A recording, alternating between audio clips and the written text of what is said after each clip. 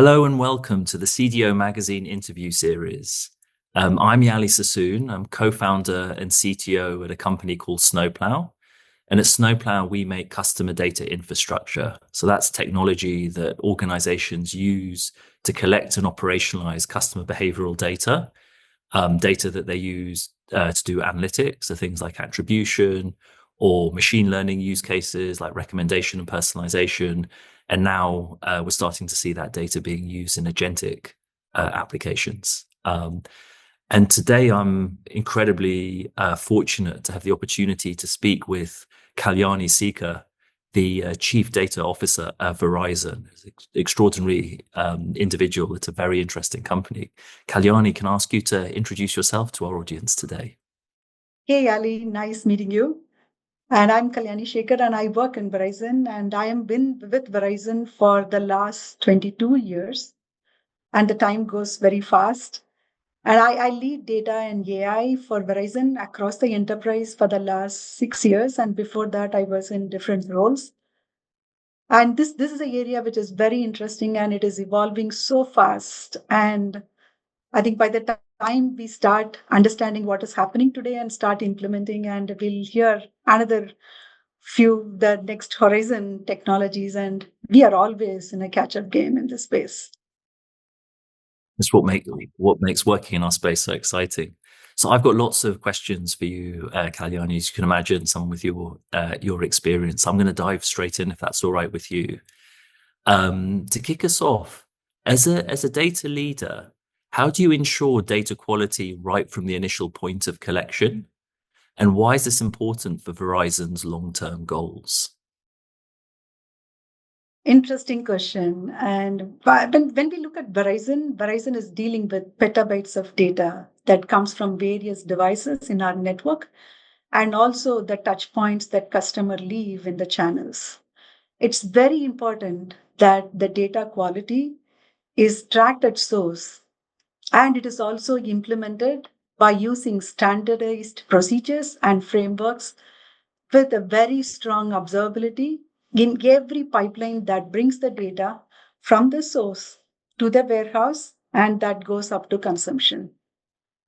It's very important to clearly define the roles and responsibilities of everyone who generates data, people who manage the data, people who govern the data, and also people who consume the data, and clearly define what quality means from their vantage point and ensure that that data quality is maintained when the data is managed by the respective groups. Data quality is very foundational, Yali, for Verizon's long-term goals. Because as we roll out more and more analytical use cases that starts from predictive, prescriptive, generative, agentic, it's important to make sure that these capabilities, AI capabilities and analytical capabilities and the reports are built on top of data that is trustworthy and of best quality. It sounds like you're in a great situation at Verizon where you've built this trustworthy, high quality data foundation for doing all these different use cases. Was that always the case, or was that something that you had to introduce and develop over some time? I would say that I'll be very transparent here, Yari. It is not like it all happened overnight. It is lots of iterative learnings that really made us to mature this practice. But let me give an example. When we talk about data quality, we always, I think maybe for a long time, we thought through data quality when the data comes to the warehouse, right? And from there, we look into data quality, introduce lots of quality rules, and ensure that the data quality is there. Maybe after some time, we realized that the data quality is as great as the data that is coming from the source, right? And then we realized that the data quality, we really need to shift left when we talk about data quality, started thinking about data quality starting from the source. And so at that, some from source to warehouse, it got taken care. The other major learning we had is during the consumption of data. Every use case that consumed the data they have very specific definition of quality for the consumption use case. So I think maybe that when we talk about consumption, I think metrics is one way of consuming the data. AI is another way of consuming the data. And when AI consumes the data, it gets integrated with the system. So when we think about the end use case, which is going to consume the data, and from there, those insights are going to drive the actions, that is when we realize that, hey, from the consumption standpoint, we really need to make sure that what quality means for that consumption use case, and make sure that data quality is taken care at the consumption also. So I would say it's an evolution that has taken over a period of time. And if you ask me whether we learned everything now, I would say maybe on a good day, I will say we learned 95%. On a bad day, I will say we learned it 50-60%. That's fascinating. So I want to talk a little bit now about data governance, which is, very closely related to data quality. What role does embedding data governance early play in enhancing your ability to leverage behavioral insights effectively, especially as you look towards AI and future capabilities? I mean, you've told us about how data quality needs to be done early and shift left. What's the story with data governance?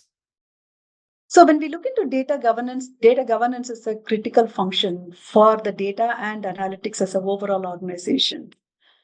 And this involves few critical functions, Yali, and at a very high level, it is all about, I think there are different layers, right? When we, at the level of data definition, it is very clearly defining what the standard sets of data is, what are the standards we need to have in a particular data sets, and how you classify the data with respect to privacy and security and those requirements, and also clearly giving the taxonomy and the definition of that data, because so that it becomes holistic and it is understandable for everyone, because that becomes foundational. Then from there, get on to the next level of clearly seeing how you organize the data. Now data is, I think when we talk about data, it is millions of attributes. How you organize the data so that it is almost you maintain that like a library, right? I think in our world, we always call it as organizing the data in domains and subdomains. So you create the broader domains of data, say, for example, customer, sales, bill, like that. I think broader domains. Then from there, you define the subdomains so that we clearly capture the data in different buckets, right? I think that's the second level. I think maybe how you define the domains and subdomains. Then at the next level, you capture the data and how do you define the usefulness of data? Clearly talking about what reliability of data means, what kind of quality rules you need to have, what completeness means, and how you do the traceability of data. I think that is the next level we talk about as a part of the governance. After that, this is all about defining the data, organizing the data. Moving to the next level is all about how you discover the data.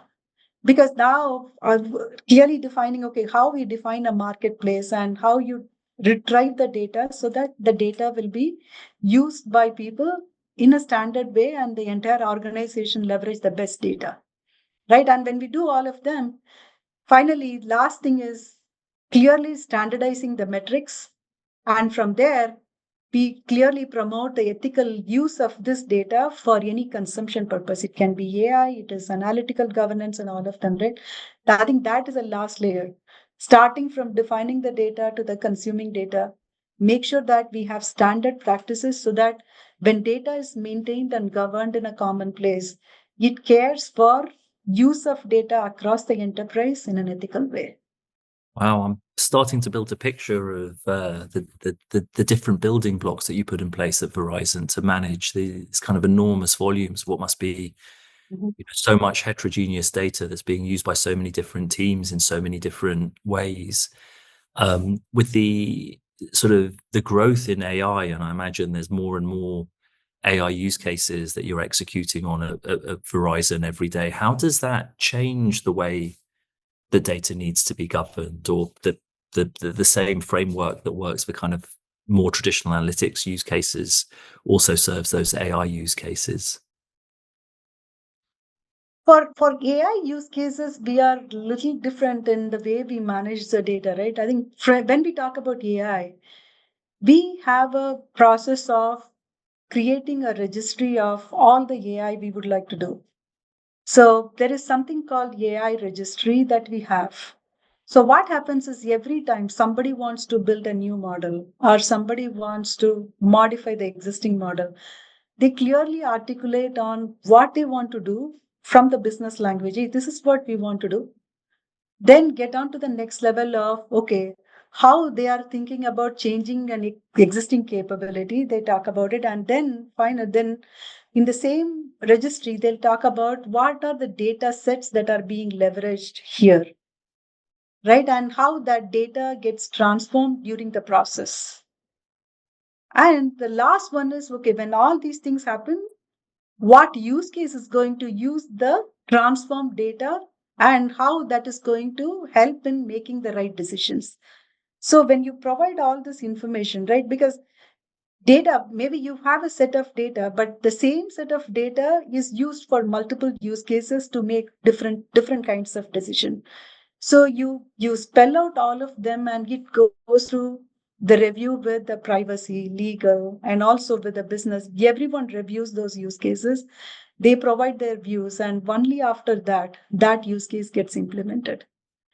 So that way, you're very particular about articulating the use case, the purpose, and how it is going to drive value, and make sure that we are not compromising anything from both the customer perspective as well as from the company perspective. I think that's what we do from the data governance with respect to AI.